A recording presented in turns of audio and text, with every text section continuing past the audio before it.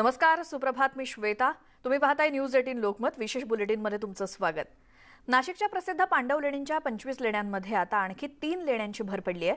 त्यामुळे या लेण्यांची संख्या 28 इतकी झाली आहे. या लेण्या म्हणजे 2500 वर्षांपूर्वी बुद्धकालीन इतिहासच जिवंत करणारा हा अमूल्य ठेवा आहे.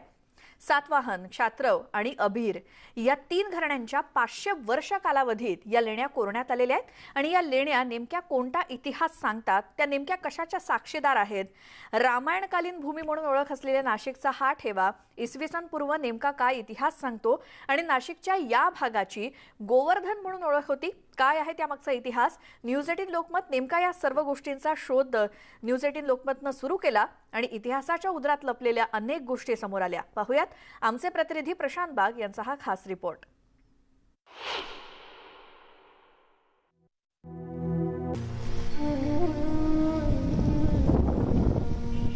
आल्हाददायक वातावरण आणि भरपूर ऑक्सिजन ही नाशिकची आणखी वैशिष्ट्य. मुंबईहून नाशिकला जाताना पहारेदाराच्या रूपात असलेला हा हिरवागार पर्वत, मात्र याच पर्वताच्या काळ्या कातळात कोरलेल्या या त्रिरेशमी अर्थात पांडव लेणी इसवी सन पूर्वचा इतिहास जिवंत करतात. मुबलक पाणी आणि नैसर्गिक वनसंपदा असलेला जिल्हा म्हणून नाशिकची ओळख आणखी निसर्गाचं वरदान असलेल्या याच नाशिक शहराला वेगवेगळ्या 9 शिखरांनी वेढलेलं आहे. आणि यातीलच एक शिखर पांडव लेणीचं शिखर म्हणून खरं तर ओळखलं जातं. इसवी सन पूर्व 200 साली या ठिकाणी त्रिरश्मी लेण्यांची निर्मिती झाली. खरं तर पांडव लेणी नाव कसं पडलं हाच सगळ्यात मोठा मुद्दा आहे, कारण ही ज्या लेण्या आहेत या बौद्ध संस्कृतीची एक वेगळी ओळख दाखवणार आहे. मग त्याच्यामध्ये संस्कृती असो, महिलांचे अलंकार असो किंवा वेगवेगळ्या प्रकारचा व्यापार माहिती असलेला दृष्टिकोन सुद्धा या लेण्यांमध्ये कोरीव ठिकाणावर दिसतो. इतिहास सांगतं की शातवाहन आणखीन क्षत्रप या राजवंशांनी वेळोवेळी या लेण्यांच्या कोरण्यासाठी किंवा कामासाठी दान दिलेलं आहे. अशा प्रकारचा उल्लेख सुद्धा या ठिकाणी सापडतो. आणि याच ठिकाणी असलेल्या काही मूर्त्या या पांडवकालीन वाटतात म्हणून त्याला पांडव लेणी म्हटलं जातं. अशा प्रकारचा सुद्धा एक समज रूढ आहे. पण बौद्ध संस्कृतीची एक वेगळी अनुभूती या लेण्यांमध्ये फिरताना मिळते. आतापर्यंत या लेण्यांमध्ये 24 लेण्या आहेत एवढीच माहिती होती, पण याच ठिकाणी काम करणाऱ्या कर्मचाऱ्यांना साफसफाई करताना अजून 3 लेण्या सापडल्या आहेत. आता या लेण्या झाल्या 27. कशा आहेत या लेण्या, काय आहे या लेण्यांचा इतिहास, आणि जर का हे मानलं गेलं तर 2500 वर्षापूर्वी या नाशिक नगरीचं अस्तित्व होतं याचा हा जिवंत पुरावा नक्कीच म्हणता येईल. थेट जाऊया आपण या पांडव लेणीवर, आणखीन पाहूया की नेमकं कशा प्रकारे या पांडव लेणीमध्ये या लेण्या साकारलेल्या आहेत आणि ही संस्कृती आजही कशी उद्बोधक आहे.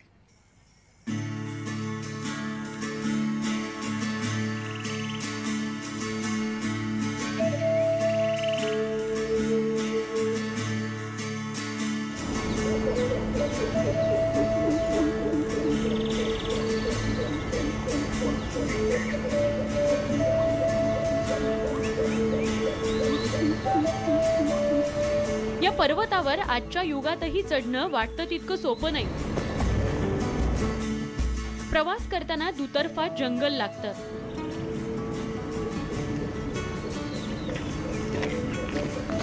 काही ठिकाणी पायवाटे तर काही ठिकाणी पायऱ्या चढाव्या लागतात.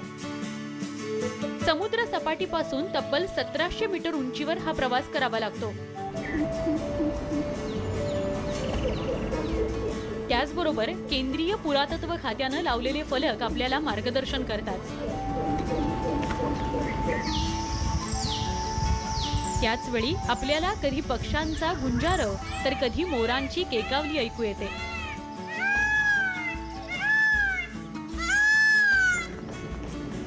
अखेर आपण माथा गाठतो आणि समोर पुरातन इतिहासाचा जागर करणारा अमूल्य ठेवा खुला होतो.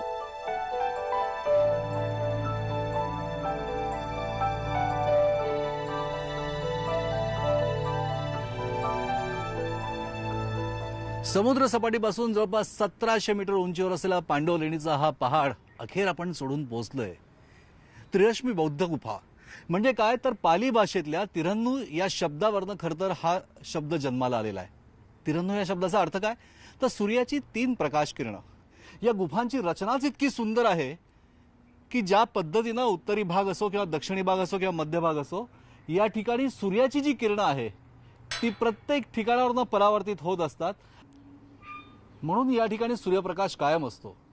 खरं तर हे अद्भुत स्थापत्य शिल्प आपण ज्याला म्हणतो, हे इसवी सन पूर्व 200 ते इसवी सन पूर्व 500 पर्यंत याची निर्मिती झाली. म्हणजे त्याच वेळेस किती अजोड कलाकृतीचं निर्माण केलं जात होतं, आणखीन त्याच वेळेस ती ही वास्तुशिल्पकला किती अद्वितीय होती याचा एक उत्कृष्ट नमुना आपल्याला नक्कीच म्हणता येईल.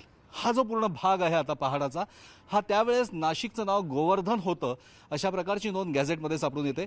आणि सगळ्यात महत्त्वाच्या दोन गोष्टी असतात की या सगळ्या विषयात, म्हणजे की खरं तर या गुफांचा शोध कोणी लावला, तर 1823 साली ब्रिटिश कप्तान जेम्स डेलामाइन यानं खरं तर पहिल्यांदा या गुफांचा शोध लावला आणि तेव्हापासून खरं तर याची सुरुवात झाली. आणि यानंतर भारत सरकारनं 3 एप्रिल 1916 रोजी भारतीय संरक्षित स्मारक म्हणून या त्रिरश्मी गुफांना नोंदवलं, आरक्षित केलं. नाशिकच्या या प्राचीन पांडव लेण्यांची सफर अशी सुरू राहणार आहे. मात्र वेळ झाली एका छोट्याशा ब्रेकची. लगेच परत येतोय. पाहत राहा न्यूज 18 लोकमत.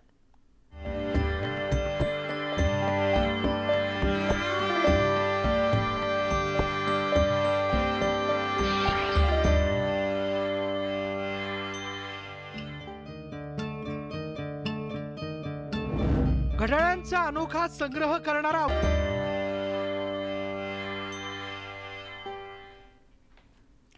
ब्रेकनंतर स्वागत आमच्या या विशेष कार्यक्रमात.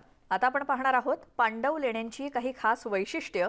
या लेण्यांची नेमकी रचना कशी करण्यात आली आहे, या लेण्यांचा नेमका शोध केव्हा लागला, शिलालेखांमध्ये नेमकं काय म्हटलंय, आणि सातवाहन, क्षत्राप यांच्यासह अभीर या राजघराण्यांमध्ये कोणता समान धागा आहे याचा हा खास रिपोर्ट.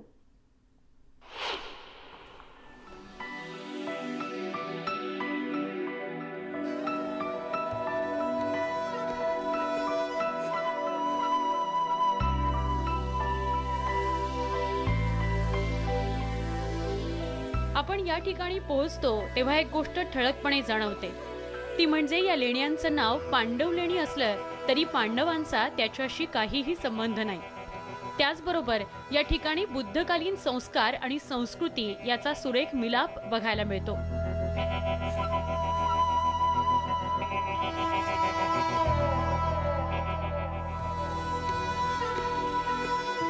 या लेण्या इसवी सन पूर्व 500 वर्षांपूर्वीच्या असल्या तरी काळाच्या प्रवाहात त्या नष्ट झाल्या. या लेण्या 11 शतक कातळाच्या पहाडात बंदिस्त झाल्या होत्या. मात्र 1823 मध्ये ब्रिटिश सैन्यातील कॅप्टन जेम्स डेलमाइन याला या लेण्यांचा शोध लागला. बुद्ध स्तूप, भिक्षूंची निवासस्थानं, बुद्ध बोधी सविता, जैन तीर्थकार ऋषभदेवजी, वीर मणिभद्रजी, माता अंबिका देवी यांच्या कोरीव एकसंघ मूर्ती अग्रभागी आहेत.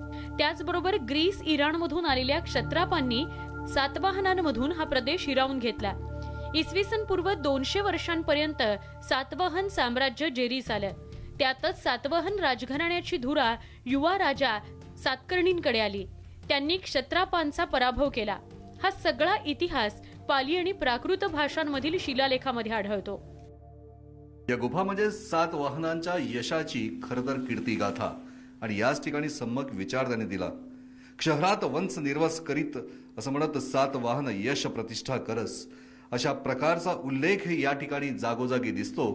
आणि गौतमीपुत्र सातकर्णी याच्या यशाची खरी गाथा असणारे शिलालेख या ठिकाणी जागोजागी दिसून येतात.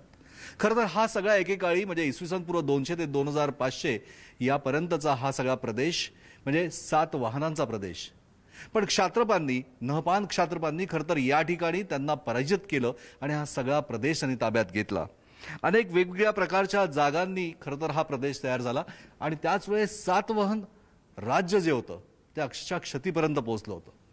आणि गौतमीपुत्र सातकर्णीचा उदयाचा हा काळ, आणखीन त्याच काळामध्ये अतुलनीय शौर्य गाजत नहपान क्षात्रपांचा पराभव करत पुन्हा एकदा ही भूमी ही सातवाहनांनी ताब्यात मिळवली. असं म्हटलं जातं की त्या काळात सातवाहनांसारखा राजा या पृथ्वी तलावर कोणता नव्हता अजय. आणि त्याच सगळ्या राजाची ही खरी माहिती या प्रत्येक ठिकाणी शिलालेखात या गुफा क्रमांक 14च्या बाहेर ही नोंदवून ठेवली आहे. पाली आणि प्राकृत भाषेतला हा अमूल्य ठेवा आजही जतन केला जातोय. आणि याच ठिकाणी असलेल्या 24 गुफांना आता जोड मिळाली आहे अजून 3 गुफांची. आणि याच ठिकाणी राजवंश, व्यापारी आणि दानी लोक यांच्या दानातून तयार झालेल्या या गुफांच्या माध्यमातून एक वेगळ्या प्रकारचा मंत्र देण्याचा प्रयत्न या प्रत्येक ठिकाणी दिसतोय. सम्राट अशोकापासून चालत असलेली बुद्ध संस्कृती ही खऱ्या अर्थानं प्रत्येक शिलालेखामध्ये जी व्यक्त झालेली आहे आणि त्यावेळेसची व्यवस्था आणखीन त्यावेळेची सम्यक विचारबुद्धी देण्याचा प्रयत्न हा जागोजागी दिसून येतोय.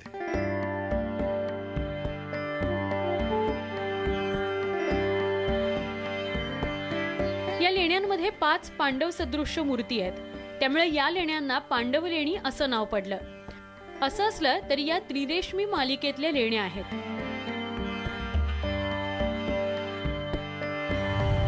एकूणच लेण्यांचा विचार करता आपल्या देशात 1200 प्राचीन बुद्ध लेण्या आहेत. यातील 680 लेण्या या महाराष्ट्रात आहेत. सम्राट अशोकाच्या काळातील मूळ प्राचीन लेण्यांच्या आधारावर इथल्या लेण्यांची रचना आहे अशी पुरातत्व खात्याची माहिती आहे. या ठिकाणी बोधिसत्व पद्मपाणी आणि बोधिसत्व वज्रपाणी यांच्या अप्रतिम मूर्ती आहेत. धम्मचक्र प्रवर्तन मुद्रेतील भगवान गौतम बुद्ध यांची मूर्तीही आहे. भिक्षूंची साधनागृह, तत्कालीन वीरांच्या मूर्ती, महिलांची आभूषणं इतिहास जिवंत करतात.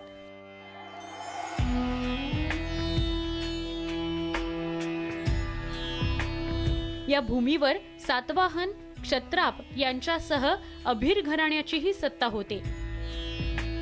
याचा समान धागा म्हणून त्रिरेशमी लेण्या आजही साक्षीदार आहेत. याच पर्वताच्या माथ्यावर या मालिकेतील 3 लेण्या स्वच्छता कर्मचाऱ्यांना सापडल्या आहेत. तिथली वाट बिकट असल्यानं आज माथ्यावर जाता येत नसलं तरी लवकरच हाही मार्ग खुला होईल अशी प्रामाणिक इच्छा आज प्रत्येकाची नक्कीच आहे.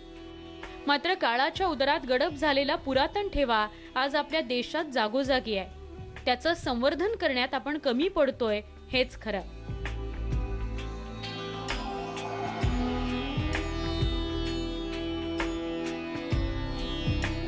पांडवलेणी अर्थात त्रिरश्मी गुफा या 25 गुफा आजपर्यंत आपल्याला ज्ञात होता. आणखीन त्याचाच इथे अखेर होतो आणि यानंतर सुरू होते ही सगळी काळ्या कातळावर सुरू होणारी एक चढण. आज या चढणीवर वरती जाणं इतकं सोपं नाहीये आणि याच वरती आपण गेल्यानंतर 70 फूट वरती गेल्यानंतर जवळपास 3 वेगवेगळ्या गुफा सापडल्यात. आता या गुफा इथे 28 झाल्यात. हा भाग फार पूर्वी दंडकारण्य म्हणून ओळखला जायचा. प्रभू श्रीरामचंद्रांची भूमी बघितली जायची आणि याच भूमीची एक ओळख गुलशनाबाद म्हणून सुद्धा होती. आणि गुलशनाबाद म्हणून असलेली ओळख आता याच नवीन म्हणजे हा रस्ता इतका सोपा नाहीये. काळ्या कातळांमधनं प्रवास करत कड्या कपारीतनं ज्यावेळेस आपण जातो त्या क्षणी आपल्याला दिसतं की हे किती धोकेदायक आहे. आणि पावसाळ्यामध्ये हाच भाग अत्यंत निसरडा होतो. या निसरड्या भागातनं जाण्याचा प्रयत्न किंवा या पूर्ण गुफांपर्यंत आपल्याला दाखवण्याचा प्रयत्न आमचा हाच आहे की एक वेगळ्या प्रकारचा इतिहास किंवा ही एक भूमी किंवा एक अमूल्य ठेवा जो आपल्या देशात आहे, आपल्या जगात आहे, तो आपण सांभाळण्याचा आणि दाखवण्याचा एक प्रयत्न करूया. सातवाहन आणि क्षात्रप राजांची ही भूमी, अभिर राजाचा सुद्धा या ठिकाणी असलेला इतिहास आणि याच इतिहास हे जे काळा कातळ आहे हे पूर्ण त्याचे साक्षीदार आहेत की याच ठिकाणी अनेक मोठमोठ्या लढाया त्यांच्या झाल्या आणि चढाया सुद्धा झाल्या. राजे सगळे एकमेकांच्या विरोधात जरी असले तरी सगळ्यात मोठी आणि महत्त्वाची गोष्ट जी लक्षात येते ती ही आहे की क्षात्रप राजा असो की सातवाहन राजा असो या सगळ्यांनीच बौद्ध धर्माचा सन्मान केला, एक वेगळी शिकवण देण्याचा प्रयत्न केला. सम्राट अशोकानं खरं तर इसवी सन पूर्व अनेक शतकांपूर्वी खरं तर या गोष्टी केल्या पण त्या सातत्याने चालत होत्या आणि 7व्या शतकामध्ये हेच सगळे अवशेष याच काळ्या कातळांमध्ये लोपावले गेले. 1823 साली ब्रिटिश कप्तान जेम्स यानं हे शोधून काढलं आणि त्यानंतर पुन्हा एकदा हा ठेवा समोर आला आहे. याच्या माध्यमातून एकच आहे की जगाला एक वेगळी शिकवण आणि वेगळं तत्त्वज्ञान देण्याचा सांगण्याचा प्रयत्न जो बौद्ध संस्कृतीनं दिला होता तो ठेवा आजही जतन आहे. जरी या जागेचं नाव पांडवलेणी असलं तरी त्रिरश्मी गुफा म्हणूनच याची मानता आहे. आपल्या देशामध्ये जवळपास 1200 गुफा आहेत त्रिरश्मी गुफा ज्या बौद्धकालीन इतिहास सांगतात, सुवर्णयुग सांगतात, वेगवेगळी संस्कृती सांगतात. यातल्या 680 गुफा या महाराष्ट्रात आहे. याच मालिकेतील सगळ्यात महत्त्वाची ही एक आहे पांडवलेणी जी खरी अर्थानं त्रिरश्मी गुफा आहे.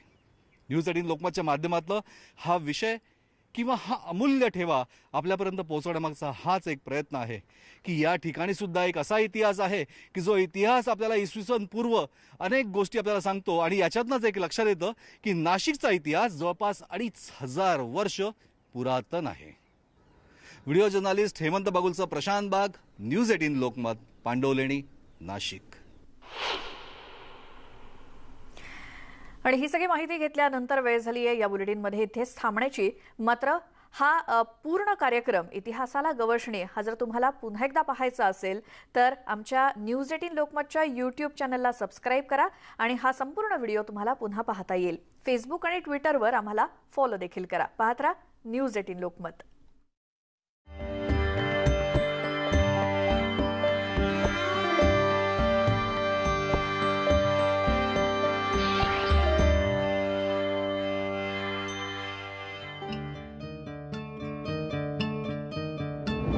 घड्याळांचा अनोखा संग्रह करणारा अवलिया,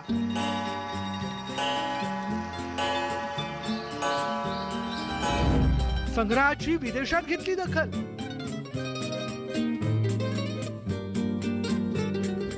अनमोल घड्याळांचा खजिना,